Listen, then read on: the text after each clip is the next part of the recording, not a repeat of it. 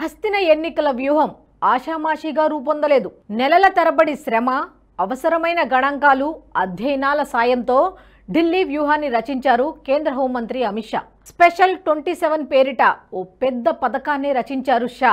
నిర్దిష్ట అంశాల అధ్యయనానికి ప్రత్యేకంగా పురమాయించిన వ్యక్తులు, నేతలతో బృందాన్ని తయారు చేసి ఏడాది ముందు నుంచే వ్యూహ రచనను మొదలుపెట్టారు. రాబోయే రోజుల్లో రాష్ట్రాల్లో జరిగే అసెంబ్లీ ఎన్నికలకు ఢిల్లీ వ్యూహం నమూనాగా ఉండాలనే ఉద్దేశంతో శ్రమ కోర్చి పకడ్బందీ పథకాన్ని రూపొందించారు అమిత్ షా.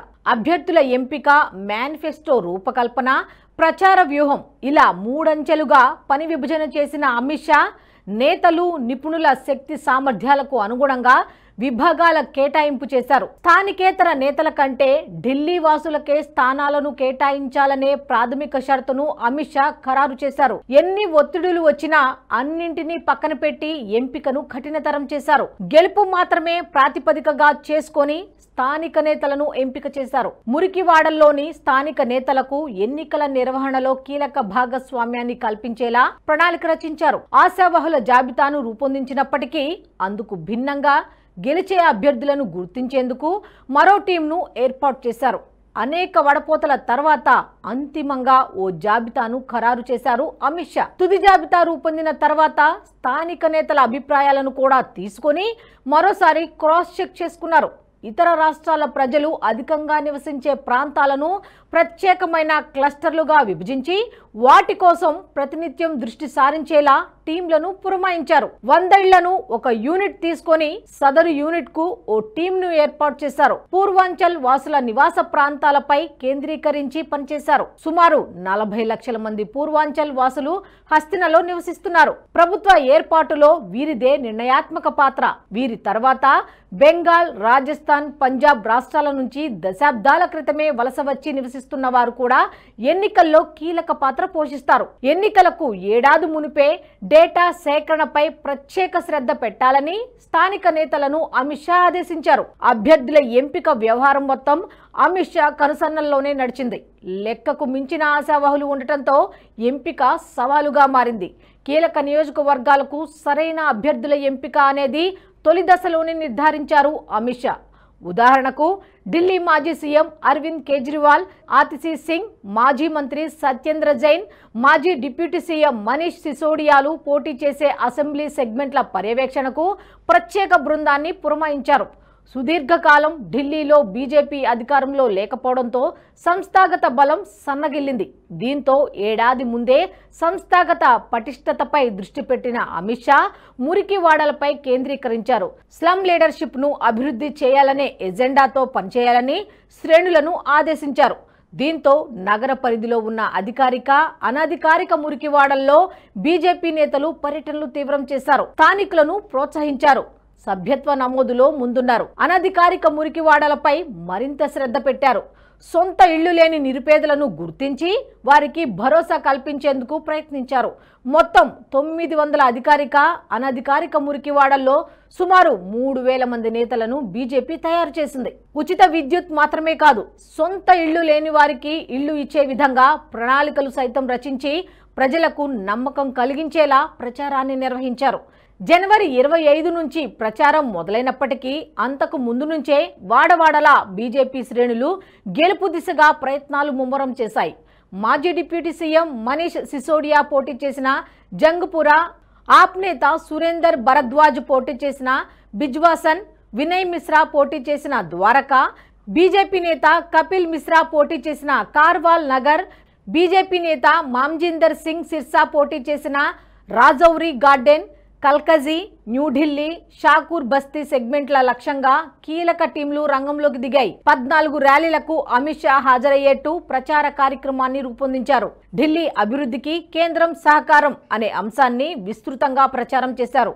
కేంద్ర, రాష్ట్ర ప్రభుత్వాల మధ్య సమన్వయ లోపం, లెఫ్టినెంట్ గవర్నర్తో వివాదాల పర్యవసానాలు వంటి అంశాలను మధ్యతరగతి నివాస ప్రాంతాల్లో చర్చ జరిగేలా నెరేటివ్ బిల్డింగ్ చేశారు. అంతేకాదు వివిధ సామాజిక వర్గాల సమ్మేళనం ఉండేలా వ్యూహాన్ని రూపొందించారు.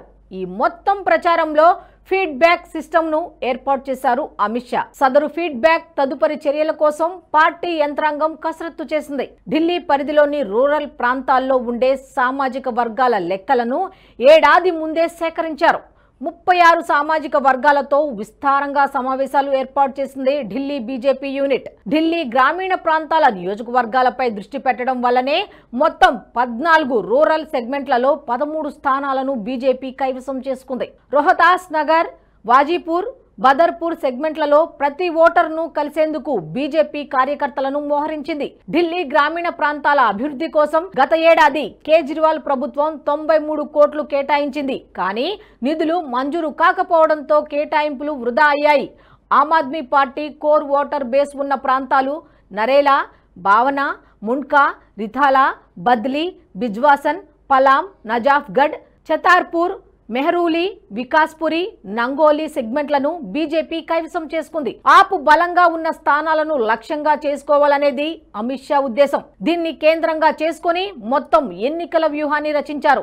1998లో కోల్పోయిన బద్లీ వంటి స్థానాలను తిరిగి సాధించేందుకు పకడ్బందీ ప్రణాళిక రచించింది. కేవలం ఆప్ ఓటమి లక్ష్యంగా మాత్రమే బీజేపీ పావులు కదపలేదు. ఢిల్లీ పరిధిలో కాంగ్రెస్ పార్టీని సమూలంగా తుడిచిపెట్టేయాలన్నదే అమిత్ షా లెక్క. దేవేంద్ర యాదవ్ ను 20,000 ఓట్లతో చిత్తుగా ఓడించింది బీజేపీ. ఈ మొత్తం వ్యూహ రచనలో ఢిల్లీ లోక్సభ సభ్యులు హర్ష్ మల్హోత్రా ఎన్నికల స్ట్రాటజీ రచనకు అవసరమైన డేటాను సేకరించారు. పార్టీ ఎన్నికల ఇన్ఛార్జ్ వైజయంతి పాండా ఎన్నికల ప్రచార పర్వాన్ని పర్యవేక్షించారు. గ్రౌండ్ రియాలిటీకి తగిన వ్యూహాన్ని రూపొందించడంలో పాండా పాత్ర కీలకమైంది. గరిష్ట స్థాయిలో ప్రచారం జరిగేలా మల్హోత్రా జాగ్రత్త పడ్డారు. పోలింగ్ తర్వాత ఢిల్లీ కాంగ్రెస్ పార్టీ అంతర్గత సర్వేల ఆధారంగా కొన్ని అంచనాలు వేసింది. ఈ అంచనాల ప్రకారం ఆమ్ ఆద్మీ పార్టీకి 22 స్థానాలు, బీజేపీ 45 నుంచి 50 స్థానాలు రావచ్చని లెక్కగట్టింది. తమకు ఒక స్థానం కూడా రాదనే వాస్తవాన్ని కాంగ్రెస్ పార్టీ పోలింగ్ కు ముందే గ్రహించింది. ఈ మొత్తం క్రమంలో రాష్ట్రీయ స్వయం సేవక్ సంఘ్ చాప కింద నీరులా ఢిల్లీ ఎన్నికల మైదానంలో మొత్తం లెక్కలను మార్చేసింది. ఓటర్ డ్రైవ్ పేరిట ఢిల్లీ వ్యాప్తంగా నగర ఓటర్లను బీజేపీ వైపు మొగ్గేలా ప్రచారం నిర్వహించింది. ఆర్ఎస్ఎస్ చేసిన ప్రచారం రాజకీయ పార్టీలకు పూర్తిగా భిన్నంగా ఉండటంతో బహిర్గతం కాలేదు. 2 లక్ష్యాలను ముందుంచుకున్న ఆర్ఎస్ఎస్ తన శ్రేణులను అందుకు తగినట్టుగా సమాయత్తం చేసింది.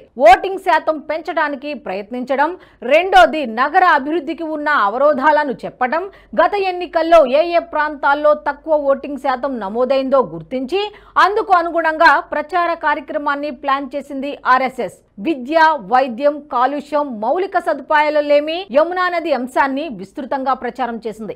మధ్య తరగతిని ఆకట్టుకునేందుకు హాల్ మీటింగ్స్ ను ప్లాన్ చేసింది.